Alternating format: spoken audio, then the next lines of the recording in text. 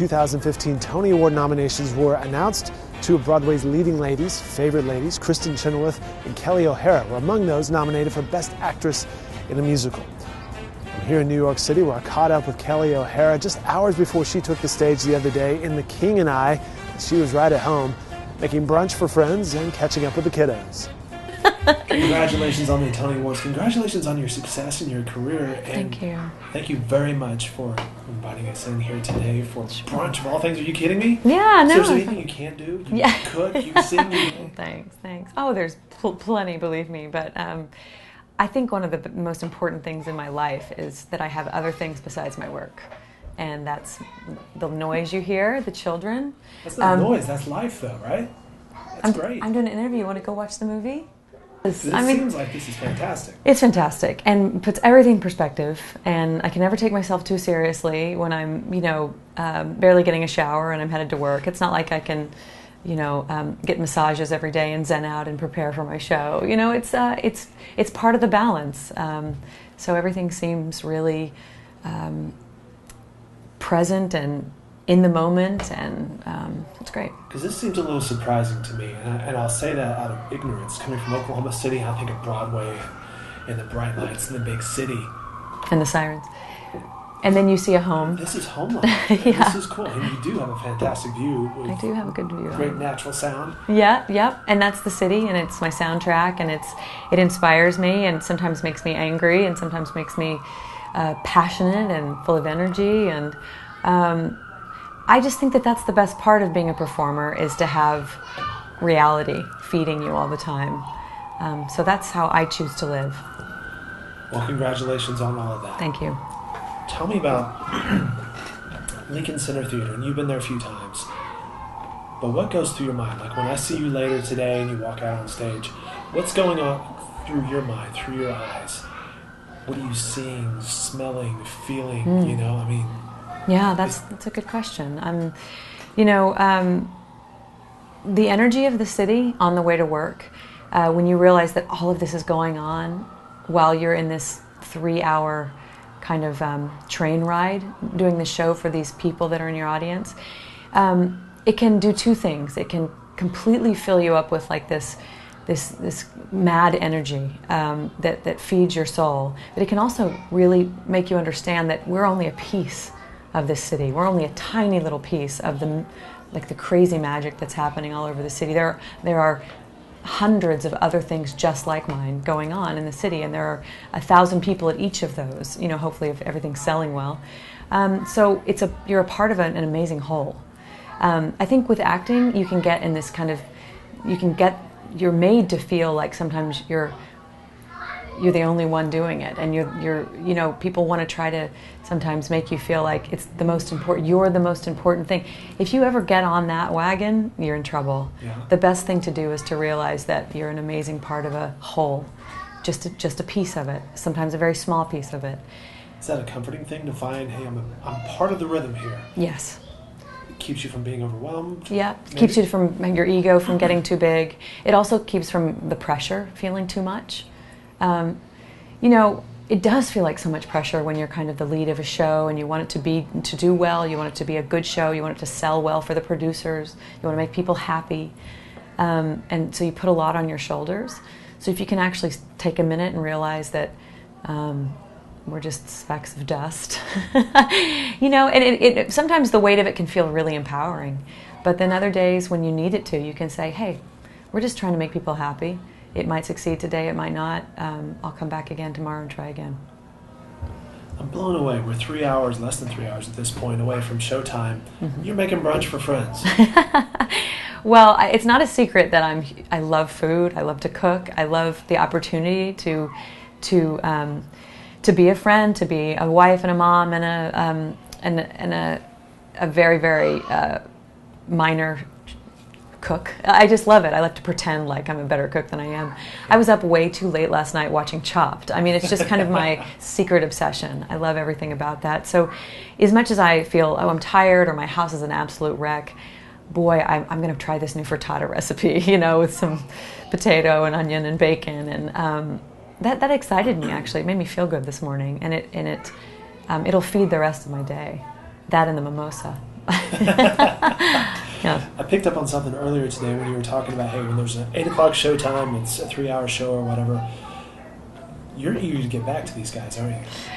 Oh my God, like any mom or any parent, I think we'd say, oh man, it's going to feel really good when I can maybe step away and go to work or go see friends or whatever you're going to do.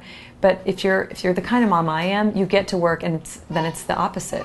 Oh, man, I wish I was with my kids. I got to get back. Sometimes I'm doing my makeup in the dressing room and FaceTiming because I don't want to be away from them. And sometimes they're with me. A lot of times they're with me at the theater.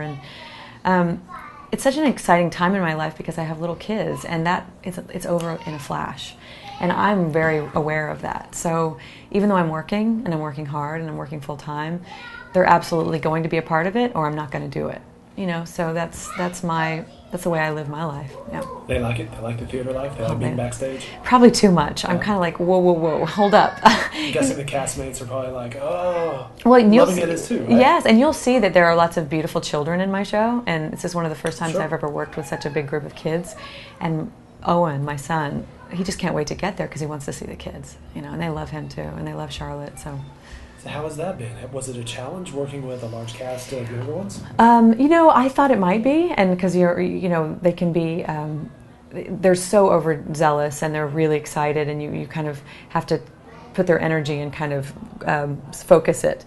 But these kids are really great. They're really dedicated to what they're doing, and they were chosen, for a reason. So we're having a good time over there, and they bring a lot of lightness to our company, and make it a very positive place to work. How's Ken Watanabe doing?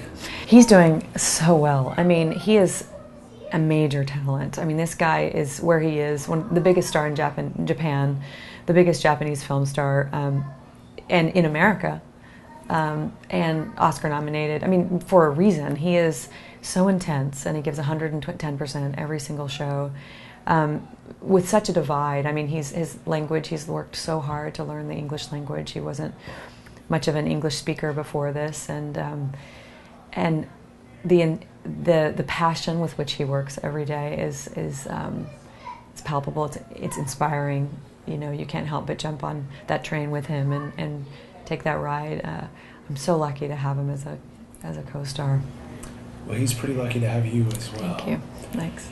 Let's go back a ways to OCU and Florence Birdwell. Yes.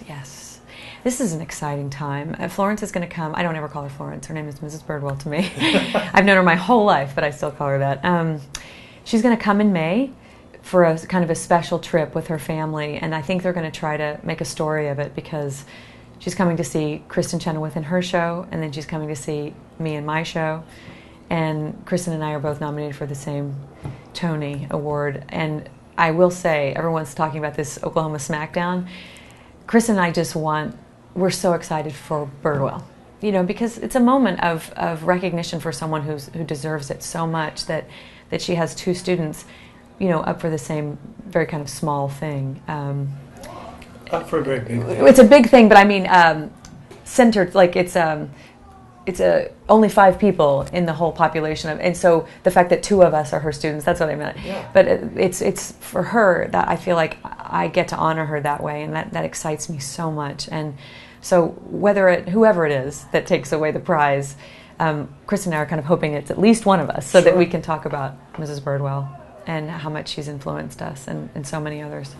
Is it fun being up against Kristen in 2 categories at least? Yeah, definitely. I mean, she has been such an inspiration for me. I mean, she got me my first agent because we were in the same studio. I mean, I came after her, but by the time I went to New York, she had already established herself here.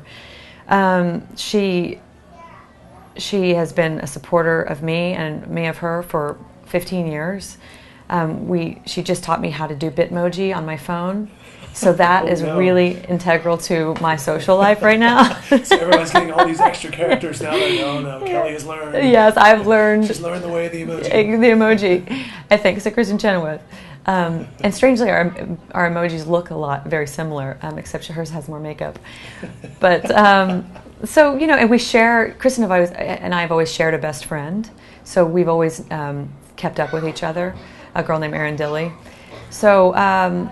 This is a healthy bit of competition, believe me. And Of course, I'll always want to win, but I'm getting really good at not winning. So at this point, so I'm actually really happy whichever way it goes, because also getting really good at being nominated. Well, thank you. That's a glass half full way of putting it, and I like that. But the performances have to be apples and oranges. So I really can't put too many eggs in the basket of that, because they're very different shows, completely different vehicles. So you can't really put a judgment on that. So, and I know that, so I can't get too invested. What would your advice be to the students? Because we know right now they're going through finals, they're studying for all that stuff to get out, at least for this semester. Your advice to those students? I feel like today you have to be on top of what is necessary, and you have to find a balance of an absolute passion for your craft and make that your first dedication. And then you have to understand how to make people understand about you. And that's something I wasn't necessarily aware of. I was not a salesman for myself. My personal advice would be, don't lean on that. Lean on your dedication to your craft. But I think today people would say, also learn about how to sell yourself. Marketing. You're saying, hey, know exactly what you're doing when you step on stage and know why. Yes.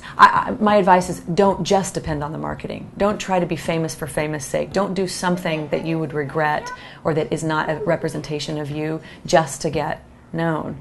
If you're going to get out there, if you're going to put yourself out there in this big marketing world that we have today, do it because you're the best at what it is you're trying to sell. Your craft is your passion and your priority. Because at the end of the day, anybody can kind of get the door open, but you have to have what it takes to stay, you know? And so that's what I've learned over the years, is actually being re-invited to the party over and over again. I've had a lot of friends or a lot of people I know who get in the door and get invited to the first one, but they don't stick around. And I think if you want a long-lasting career, something that you can keep going this steadily up this way. I don't believe in this.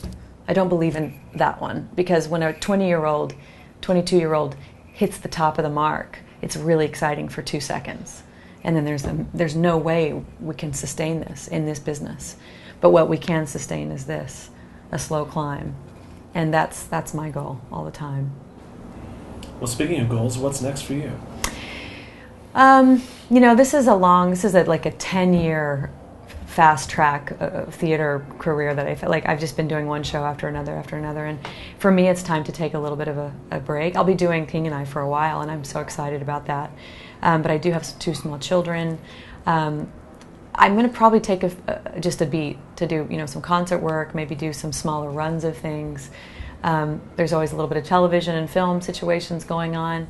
But for me, it's kind of a journey of figuring out what's the next correct, fulfilling stage for me. And I'm kind of at the edge of wondering what that is right now. I think we all are. Yeah. At some point when you get close to 40, isn't it weird how everybody kind of goes through that phase? Yeah. Where am I at? What am I doing? Am I good? Yeah, I'm Do good. I need to make a change? Yeah. Some people say the healthiest thing is to actually make a change, you know, I don't think I'll ever stop singing, of course, and I'll never kind of venture away from the arts, but I want to change. I always want to change it up a bit, you know.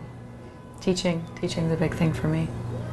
You seem happy, and congratulations on the success on stage and then the home life as well. Thank you. That is important and fantastic. One big, major question for you, though. Where's a good place to get pizza? Oh my gosh.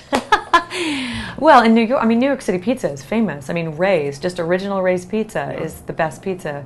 I'm not going to send you, you have the little places that are famous, Patsy's and John's Pizzeria or whatever, but just go buy a piece of Ray's original piece, but make sure they put it in the oven and they get it nice and crispy. Yeah. Just say that, okay? Right. Nice and crispy. Say Kelly O'Hara too. Yeah, and they'll say, who? Here's your pizza. 2015 Tony Awards will be June 7th. You can watch them on CBS at 7 p.m. right down the street at Radio City Music Hall.